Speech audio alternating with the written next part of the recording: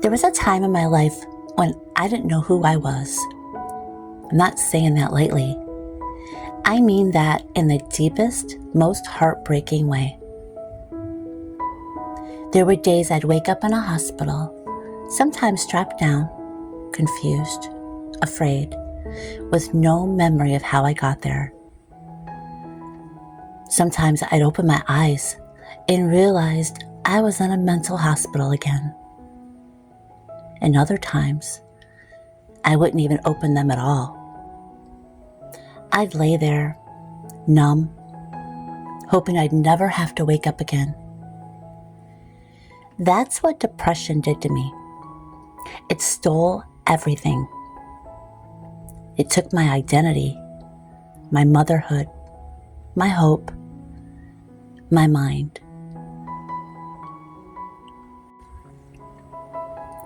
For years, I lived like a prisoner inside my own home. The blinds stayed shut, the doors stayed locked, and I never left unless I was taken by ambulance, and taken by force, taken because someone found me in the middle of a psychotic break, terrified, lost, and completely disconnected from reality. There were entire seasons of my life that completely vanished. I'd blink, and summer had become winter. I didn't know the date. I didn't know what time it was. I didn't even know what year it was. One minute I'd be okay, and the next, panic.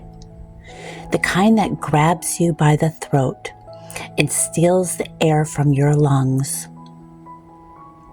I'd look around my own home and not recognize it. I'd look in the mirror and not recognize me.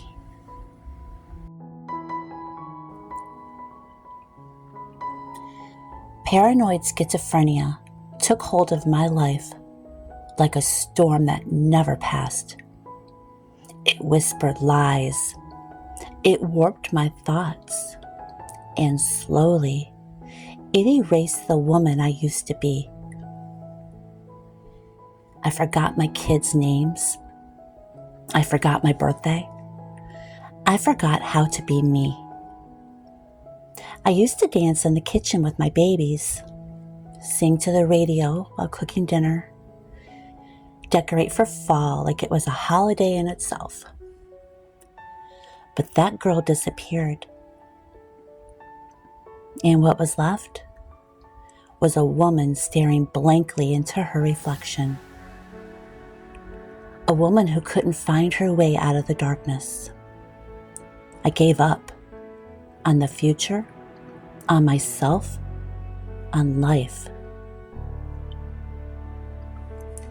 Breathing felt like a betrayal, because breathing meant I had to feel it all, and I just didn't want to anymore.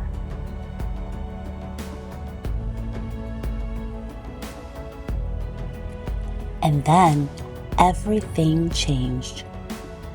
Not overnight, not by magic, but slowly and gently. Because someone showed up.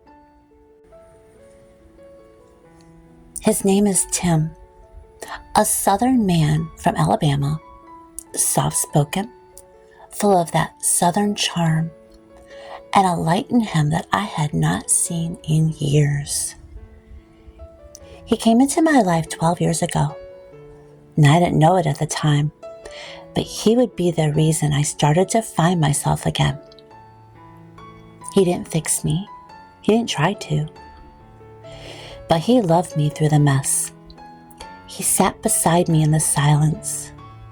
He checked the doors when I couldn't stop checking them. He reminded me day by day that I wasn't lost forever.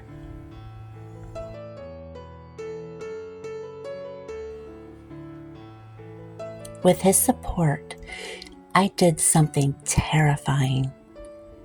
I came off all the medications that had numbed me out for years, and I started over shaky, slow, but finally freeing. And that's when I found this kitchen again. The first time I stepped into the kitchen with intention, I was scared. I didn't even know if I remembered how to bake, but I cracked the eggs, measured the flour, turned on my old gas stove, and I baked something. I don't even remember what it was. Maybe banana bread, maybe cookies. But I remember what it felt like. Like I had walked back into a room of myself that I thought was gone. Like I was stirring pieces of me back together, one bowl at a time. And cooking gave me structure. Chopping vegetables, stirring soup, folding dough. I wasn't just feeding Tim. I wasn't just making dinner. I was healing myself, one quiet step at a time. And to this day, I still check the doors. The fear of that masked man from years ago, the one who broke into my home while I slept, it's still there. That trauma, it just doesn't disappear. I still tug at the locks 100 times before bed. I still pause when the house is too quiet. But now the fear doesn't win. Because I have purpose again. I have hope again. I have me again.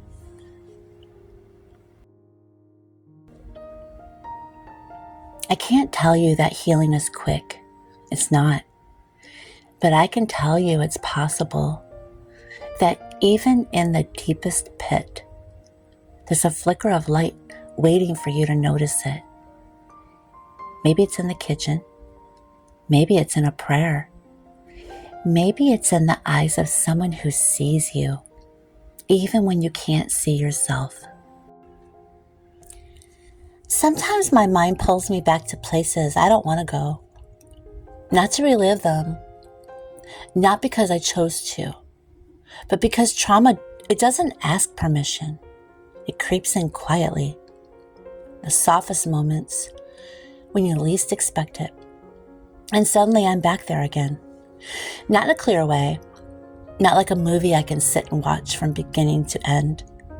No, it's just bits and pieces. A blur of moments I can't explain because entire pages of my memory, they were wiped clean. But some images are just too strong to disappear.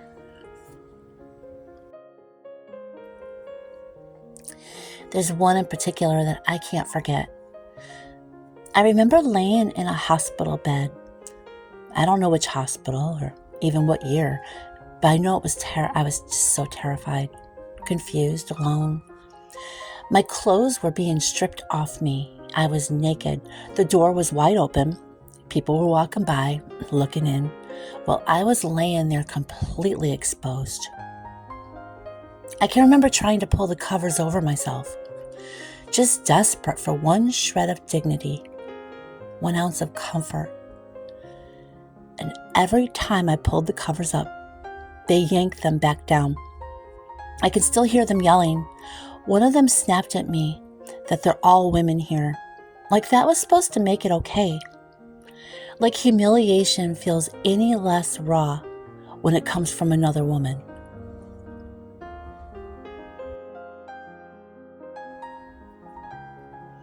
And I just laid there, helpless, stripped, physically, emotionally, spiritually.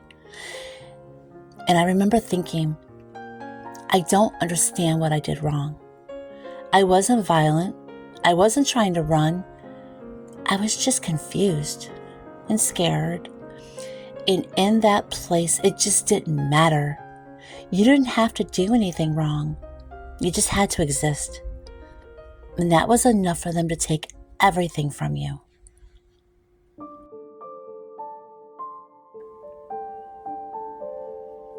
I wish I could say that was the only time something like that happened. but it wasn't. There were other moments, many of them, and sometimes they hit me all at once, like waves knocked the breath out of me.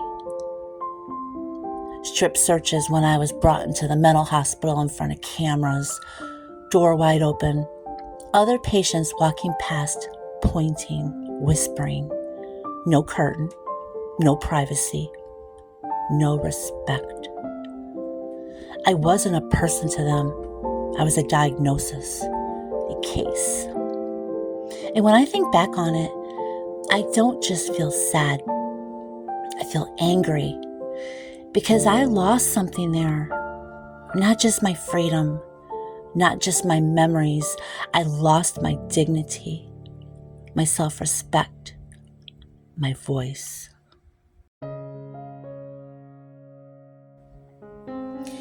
And that's why the kitchen means so much to me now. Because in a world where so much was stolen from me, this is the one place I get to decide what stays and what goes. I get to light a candle, put on a cozy apron, and reclaim my peace. No one's pulling the covers off of me now. No one's yelling. No one's watching through a cracked door when I crumble. Now I'm safe. Now I am loved. Now I am home. Healing is messy. It's slow. Some days I still break down while peeling potatoes, still cry while folding laundry, still stand frozen when the memories rush in too fast. But I wipe the tears and I keep going because I'm not trying to erase the past. I'm trying to rise in spite of it. And every time I bake something sweet, every time I stir soup with love, every time I clean the countertops, hum a little song, I reclaim something that was taken from me. I rebuilt bit by bit with flour on my hands and faith in my heart. I'll never forget the pain, but I will keep choosing healing. Because I am no longer that broken girl on a hospital bed. I'm a woman with strength, with stories, with hands that now make beauty, not just survive the day. I'm still healing, but I'm not who I used to be. And that gives me hope.